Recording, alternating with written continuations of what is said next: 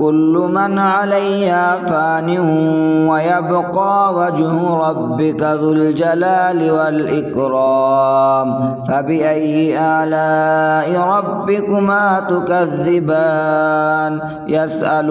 من في السماوات والأرض كل يوم هو في شأن فبأي آلاء ربكما تكذبان سنفرغ لكم أيها الثقلان فبأي آلاء ربكما تكذبان يا معشر الجن والإنس إن استطعتم أن تنفذوا من أقطار السماوات والأرض فانفذوا لا تنفذون إلا بسلطان فبأي آلاء ربكما تكذبان يرسل عليكما شواظ من نار ونحاس فلا تنتصران فبأي آلاء ربكما تكذبان فإذا انشقت السماء فكانت وردة كالدهان فبأي آلاء ربكما تكذبان فيومئذ لا يسأل عن ذنبه إنس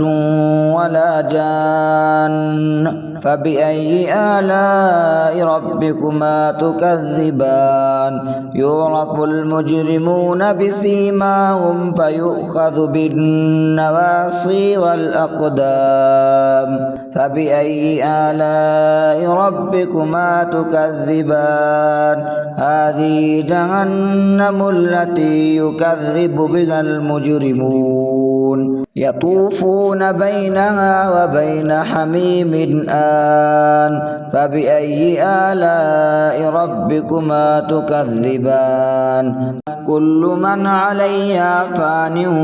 ويبقى وجه ربك ذو الجلال والإكرام فبأي آلاء ربكما تكذبان يسأل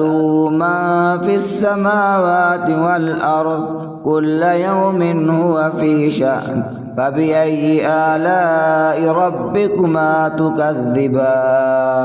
سنفرغ لكم أيها الثقلان فبأي آلاء ربكما تكذبان يا معشر الجن والإنس إن استطعتم أن تنفذوا من أقطار السماوات والأرض فانفذوا لا تنفذون إلا بسلطان فبأي آلاء ربكما تكذبان يرسل عليكما شواظ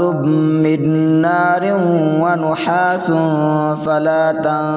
تنتصران فبأي آلاء ربكما تكذبان فإذا انشقت السماء فكانت وردة كالدهان فبأي آلاء ربكما تكذبان فيومئذ لا يسأل عن ذنبه إنس